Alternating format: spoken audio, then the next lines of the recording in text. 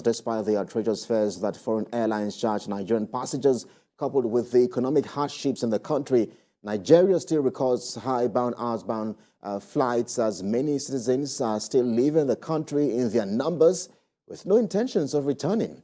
According to reports, some foreign airlines operating in the country will confirm this development. Note that the recorded full load factor in their outbound flights in recent times, now adding that it has become difficult to get seats at short notice for most of the foreign carriers that operate into the country. Even for economic class, which price has risen to an average of 1.5 million naira to 2.2 million naira, depending on the airline and destination, as a result of their inability to repatriate their funds from Nigeria due to scarcity of foreign exchange. Well, to give us some insight into this development and amid contending issues in the Nigerian aviation sector, I'm now being joined live virtually by an aviation analyst and member of the Aviation Round-Table, Mr. Olumide Ohunanyo. He joins us live on Business Nigeria. Mr. Olumide, well, a number of issues to contend with here. One has to do with the rising cost of aviation fuel and, of course, the forex scarcity. But talk to us exactly from those two that window of those two issues. Yeah, well, you've talked about the hike in international fares, and the reasons you have also analyzed one of them, which, but most importantly now, is the issue of the jackpot syndrome. The jackpot syndrome has made the outbound to be full despite the hike in price. Again, Nigeria has this crazy demand for international flights. We get full from the upper class, the lower class, and you know the upper class is predominantly dominated by the public travel players and the Nigerians that always naturally like to have class. So if your upper class is naturally full, is filled to the brim, definitely the fares will also affect the fares that are available in the lower fares, in the lower class. Now, the issue of the non-repatriation of funds owed the foreign airlines, which has made them close the promotional fares in Nigeria, which is the open outside the country. So if you're doing a money from outside Nigeria, you can still get some of those fares. And that's why, as of today, it is cheaper to buy the ticket from outside Nigeria than to buy from inside Nigeria. So whichever way, the cabin gets full. Because it's cheaper to come home from those outside Nigeria, they are buying the ticket and coming on and filling the return journey. And the jackpot syndrome is also filling the outbound journey. So whichever way, the foreign airlines are still having their cabin fulls, but here they are yet to get their funds that are tied in their accounts in Nigeria and not being remitted to the official rate and to the help of the central banks. That fund is one of the reasons why they have closed the lower class fares, and that has made ticket fare very expensive. It's a responsibility to remit those fares because it's signed in the bilateral air service agreement. It's an international trade agreement that is signed and is binding on all parties. It is a responsibility to remit those funds through the central bank, and the official rate is only acceptable at known rate in IATA and by law, not the black market rate. So I'm also wondering perhaps how this strain how this strain affects our relationship with the international community and other airlines as well, or other airlines operators. Oh, there's always a price to pay when you show some when you have not shown respect and sanctity for agreements, when you have not allowed investors to get their funds out. Investors belong to a community. They're not Okada riders that even Okada riders have a union. So once you try to impede one investor, he just goes to the committee and they wait for you. And what happens? First and foremost, the aviation industry that will suffer would have difficulty in getting businesses to come in, investors in attracting investors, because who wants to come and invest in a place where they cannot remit his funds? Again, the cost of getting aircraft for lease rental for airlines would jack up because they would want to secure and ensure that they don't make losses, so they put some stringent condition that make us pay more. Again, our insurance also would come up, would also go up due to the difficulty in remittance and other issues which has to do with credit that would affect our insurance fee. And we might not even be able to expand our bilaterals. We might not feel it because we are not operating at the moment. Most of our bilaterals are just standalone. It's only the foreign carriers that are coming. We are not going out. We might not feel that now. But supposing we're operating, if a Nigerian carrier was on international, it would also have some of those problems attached to it. There might be repercussions from countries that are having the same, that kind of repatriation problems here on our own carrier when we start to operate. Yeah, so, well, Mr. Olumide, I took a story at the start of this program, a story that has to do with the International Air Transport Association, IATA, where, I mean, the body is saying that we are yet to go back to pre-pandemic targets. I mean, they say we are behind pre-pandemic target of by 26.3%. Are you worried about this? Well, what they're talking about there is about the load factor, and if you get load factor right, the revenue will also return to the pre-pandemic. It's not easy to return to pre-pandemic because as we're coming out of the pandemic and preparing to see how the industry can leverage on the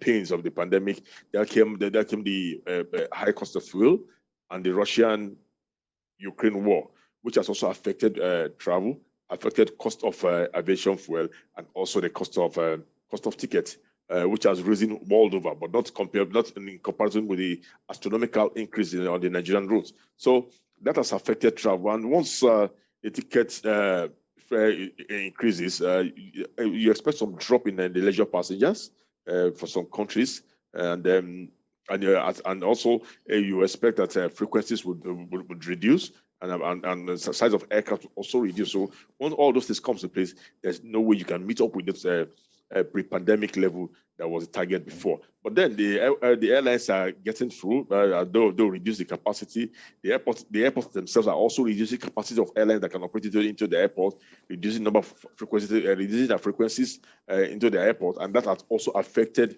us getting to the pre-pandemic level. It's a global issue. But the good thing about it is that new airlines are coming up, despite us we're losing some. We're also getting more airlines in the air. As of today, now we have Value Jet joined the Nigerian aviation industry yesterday as the new entrant. We've had Ibom Air and Green Africa. These are the three airlines that have joined the Nigerian aviation industry since post-pandemic. If not for the political reasons, you have gotten the Nigerian Eagle from AMCON being the fourth carrier. They were almost set before the political Bakadabra came in and stopped them from flying. Yes, so I mean, we are battling with economic hardships. There's the Japa syndrome, but within the country, domestic flights, most flights, air tickets or flights are pegged at somewhere around 70,000 and even more. So I'm wondering, within the country, what exactly could we also be feeling this hike in fares as well, just to travel within the country as well? The country had these peculiar issues. One of soldiers during this period, two of the most prominent airlines had to go aground. That's Aero Contractors and Dana Airlines. And Dana, these are airlines that were very active, who had very good schedules. And by going down, they reduced the capacity on the domestic front. So, and because that capacity was reduced, that's coupled with the demand that is forced on us, not because we are good, but because of the insecurity in the country, passengers are duty bound to fly as the only option, as the road and rail has become very unsafe. So that has pushed pressure on the local aviation and also affected the fares. Outside that, the capacity issue, there was also the cost of aviation fuel. We did not refine aviation fuel in Nigeria. I don't think we have any plan to do that in the near future, considering the statement of the Honorable Minister who said the options they're looking at that is the Dangote refinery and the turnaround maintenance on Port Harcourt and Kaduna refinery. So for the mere fact that we continue to import, our fuel price will now be determined by the international market and the cost of naira to the dollar. And presently, we're all aware that the naira is crazy. It's running spirally downward in comparison with the foreign dollar. So that with the dollar and other foreign currencies, So therefore, the cost of fuel increases, the cost of spares and training increases, and also ultimately all they can do is get this cost from ticket fares.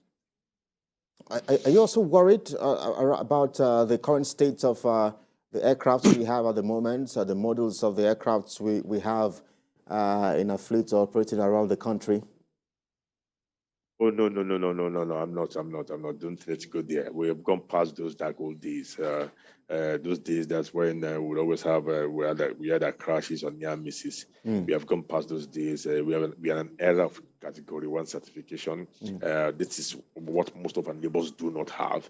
We are proud to be one among the 8 to 10 countries in the whole of Africa in Category 1, and that we have had for more than 10 years, and we have continued to retain and sustain based on our performance, on the performance of the regulator and other aviation safety and security infrastructure and personnel put in place. So our safety cannot be jeopardized. Rather than for the safety to be jeopardized, airlines will be guarded, and that's what happened when you notice that when ASMA was grounded some time ago by the regulator. Ghana was grounded by the regulator. Only Air went on voluntary grounded. So the safety apparatus checks and processes and procedure are non-negotiable and have been kept firm and safe by the regulator, and we do not toy with that in the industry, because what we have today is our safety standard. What we need are investors to come into the industry and invest in Nigerian commercial aviation. That has been lacking. That is still lacking, and that is what we need to work on. I just hope maybe when the incoming government comes in, we'll be able to see how to tweak policies and things in place to get the investors to the industry.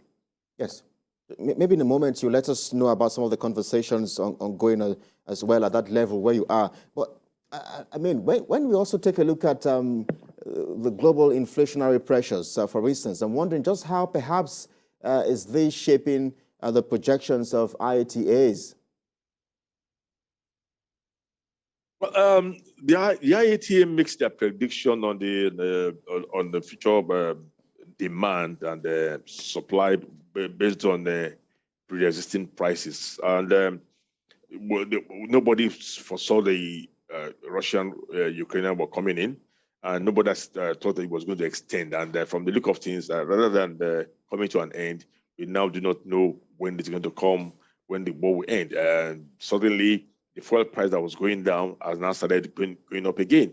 And that makes most predictions, statistical analysis, and projections for the year almost thrown to the bin to reassess what's going on. But I just think what the airlines will need to do is to continue to cut costs, reduce capacity and frequencies, depending when the cost of running operations can return to normalcy and the passengers come back to fly. We're moving towards the Christmas period where people are expected to travel on vacation on some routes, not on every route. Nigeria being one of those routes that would always be busy, both on the domestic and international front. We still expect passengers to fly and move around, and for the airlines to make some money. But then they still have to live with the realities. For those in Nigeria, airlines still have to live with the realities of the poor performing Naira, the abysmal hike in fuel price due to the importation and the inability to refine in Nigeria.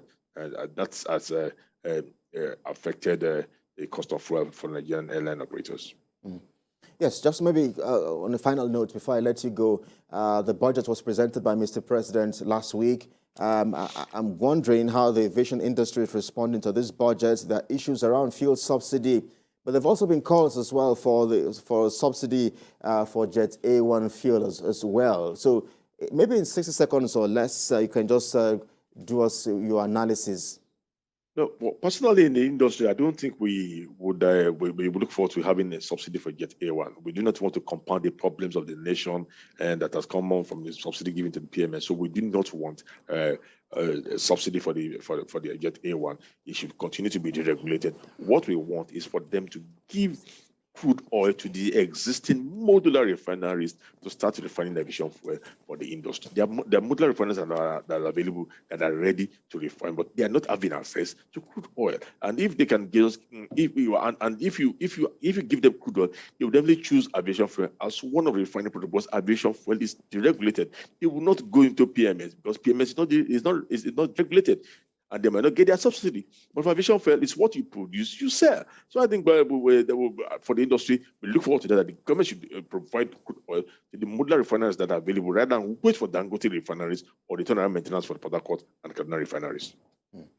I'll leave it at that, and we'll keep an eye on all of this and see how things will play out, especially this last quarter of 2022. The Ember months are already here, and of course, families will want to travel for holidays and all of that. We do not want to see a hike, but we hope that the industry would indeed get to progress. Thank you so much. Once the fuel price goes down and the naira begin to appreciate, the price, the ticket fares will drop. And moreover, as more airlines are coming in, more competition, more supply, and as the supply begin to increase and demand begin to accept the supply in place, then the ticket fare will always drop. All right, we'll keep a tab with all of this development, and we'll see how things would unfold. Member of the Aviation Round-Table and of course aviation analyst, Mr. Olumide Ohunanyo, thank you indeed for your analysis and perspective on the program. Thank you for having me.